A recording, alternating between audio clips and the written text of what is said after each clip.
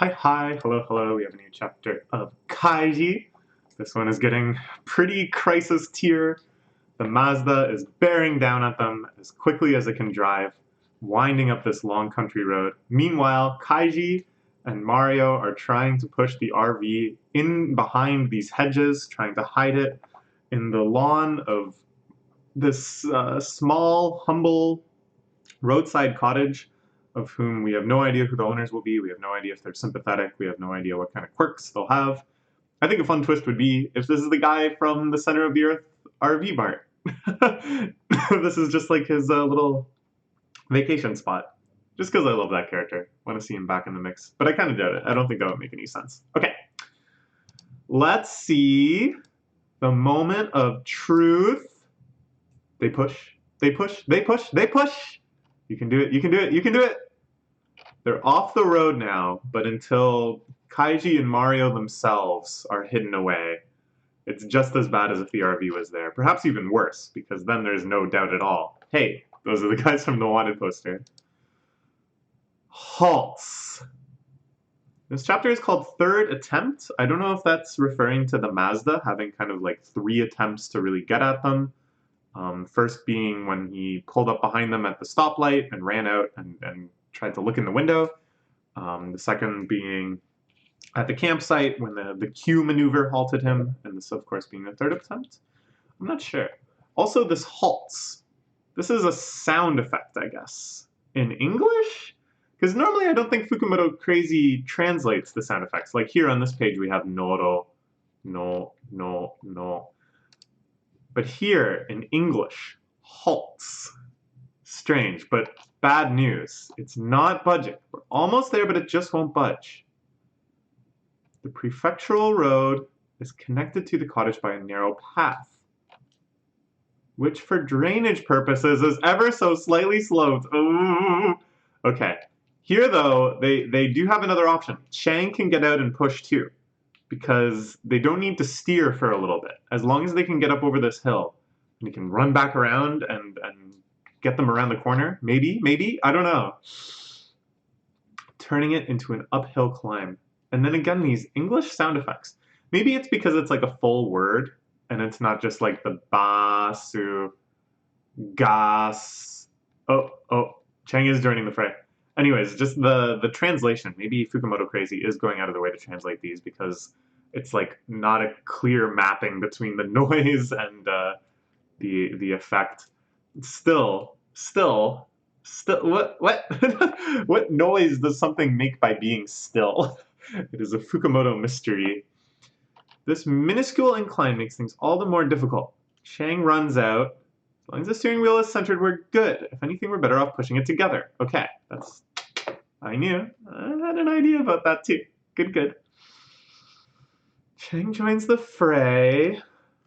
He joins, but still, it does not budge. Now that the van from the center of the earth has lost all momentum, it has become like a massive, seated elephant, refusing to budge. An elephant sitting still? Perhaps? The great masterpiece film from the tragic director Hu Bo. If you ever want to watch a very, very long, very, very depressing Chinese movie, check out An Elephant Sitting Still. It is fantastic. If I think about it too much right now, I'm going to bum myself out, and there goes the whole day's productivity. But it's phenomenal. Anyways, a massive seated elephant refusing to budge. Even so, they must move it. Using any and all means necessary, they must push this van from the center of the earth into the yard of the cottage. Now this is the epitome of Fukumoto pacing, something that his detractors, people that don't like his comic writing style, even if they do like some of the ideas, this is something that I've heard a lot of people trying to read Fukumoto kind of latch onto. Why is the pacing so slow? Why have we had now the majority of 2 chapters devoted to pushing this van a mere 10 feet or so? Why are we seeing so many pages devoted to a van not moving?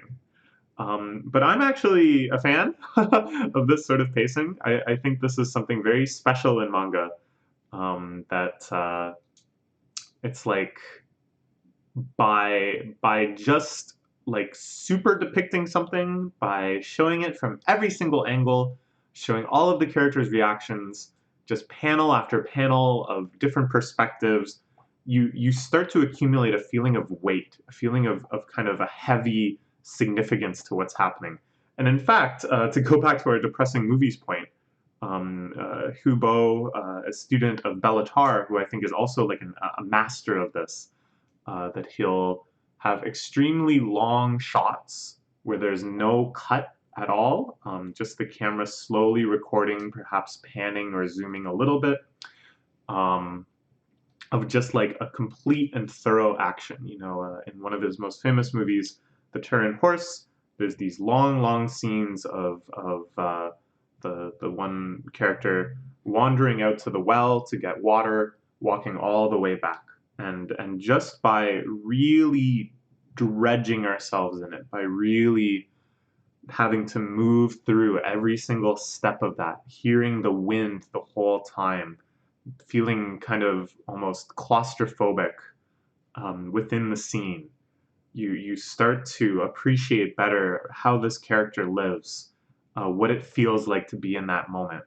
Not just from the kind of luxurious position of the watcher who is unaffected and is just seeing these images unfold on the screen, but because of this tension, this uncomfortableness, this wanting to escape what's being depicted, you start to feel like closer to how the character feels. And I think Fukumoto is really good at that. After seeing the Asian trio struggle to shove this van for so many pages, I'm really starting to feel like where the soreness would be, where that feeling of just wanting an inch, just wanting a centimeter, just wanting a millimeter of movement, the desperation, the fear, feeling that Mazda bearing down on you. I like that the Mazda hasn't been depicted at all in this chapter, but it just exists in like a phantom of our mind. And into the shade of the trees, otherwise they face instant death. They will be seen by the Mazda driving Ikuma. With everything at stake. One chapter of Ikuma. It's moving, it is moving. The three of them combined. I can tell. It has moved quite a bit from where it was before. They put on a display to the power of billions. Again, just these shots of the winding road I think are really cool. It has like shining vibes. I'm saying that everything has shining vibes these days. The scene right at the start. It's a helicopter shot showing their car traveling to the hotel, with just Jack in it. The dun dun dun dun dun dun dun dun dun dun dun dun. Oh, it's so good. I think it's Wendy Carlos Williams. Is that her name? Wendy Carlos. Where did I get this Williams from? Anyways, yeah, I think she did this. Yeah, she did the soundtrack of that. Yeah, really, really cool scene. Has the same sense of dread, I think, as this panel. The same sense of just inevitability. Like when you start watching The Shining, you already know that it's gonna end poorly for most of the characters you're gonna meet, and just that feeling of everything that takes a long time contributing to that ominousness. But this isn't The Shining. I don't know if they're gonna be okay. They would do anything to prevent losing these billions. Okay, can they do it? It's going. They're screaming. They're shouting. I wonder what the person in this house thinks, because their car is there. I think they're home. They've made it past the tree line. Just barely, they are in. Slips in. They managed to make it by the skin of their teeth. What a close call. They have now vanished from Ikuma's field of vision. We've done all we can. All that's left is to pray. This is the final gamble. Will he, for whatever reason, glance to his right as he drives by this house? If he does so, right when he's going past the driveway, He will see them. He will see the camper van, he will see the Asian trio, and it's game over. But if he remains fixed forward on the road ahead, I don't know. What will happen? What will happen? Pray that the Mazda will ignore us. If the cottage catches his attention, and he so much as takes a glance, the van would be in full view. It'd all be over. It's a gamble. That's right. That's right. This is their big bet. The whole Mazda arc comes down to this big bet. A gamble. Meanwhile, Ikuma, driving like a maniac, Ikuma could be harboring thoughts of what if? There's no way. Thinking that somewhere along the way they might have just gone off. If he were to have the slightest hint of such an idea, then he would start investigating. Then the cottage would become, obviously, a very prime suspect for where they could have gone. So yeah, it all comes down to what he's predicting, what he's thinking. And I feel like Ikuma has been very much fixed in the mindset of them just running away. And I think it makes sense because his confidence comes from his car's superior speed. So he just wants this to be, as much as possible, a race between the Mazda and the RV. If he thought of such schemes as the RV hiding away, of veering off, of finding a different road, he would lose all of his confidence too. He would lose that source of inevitability, of feeling like he's in control of the situation. So, I don't know, I'm starting to think that it could work out. Then he would take a glance at this cottage en route of his pursuit. He would shoot a look over at it. He surely would. If that happened, he would be locked on target. This grand chase would end in victory for Ikuma. The win would be his. However, such a thing is not on his mind. Oh, I think that's what it's leading to. I think they might have gotten away with it. Impossible for him. He pays the buildings in such a long way. No mind at all. He does not even bat an eye ahead. All he can see is what's ahead. True to his name, he barrels forth hog wild. Oh, the first character in Ikuma is the character for board. Good to know. I thought it was like Ikuma, like a bear made by Apple. Genius brain. Just kidding. However, his efforts are not entirely unreasonable. From Ikuma's point of view, Kaiji is still far ahead, still speeding onwards. Never could he have thought that they would be forced to teach. This is the other thing, yeah. This play only makes sense if they ran out of gas, right?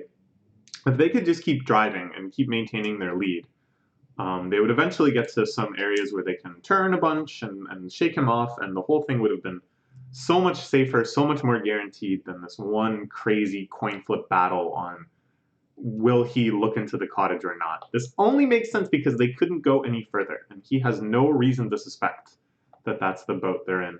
It's completely out of his expectations, which is why, in a sense, having an empty tank ultimately paid off.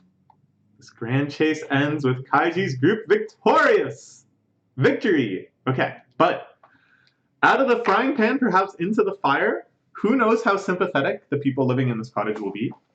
Who knows? Could be like Teihai employees. For all we know, it could be Chairman Hyodo's just kind of rural retreat. For all we know, who knows? Who knows? This is going to be quite interesting. How are they going to talk their way through this one? They're a strange-looking bunch, that's for sure. And their van is full of billions, but no gas. How are they going to get back on the road? We will find out soon enough. Fun chapter. Looking forward to more. Looking forward to seeing what their next step is. And meeting a new character. I'm always so excited about that in Fukumoto series. Okay. Thanks as always to Fukumoto Crazy. Looking forward to the next chapter. Bye.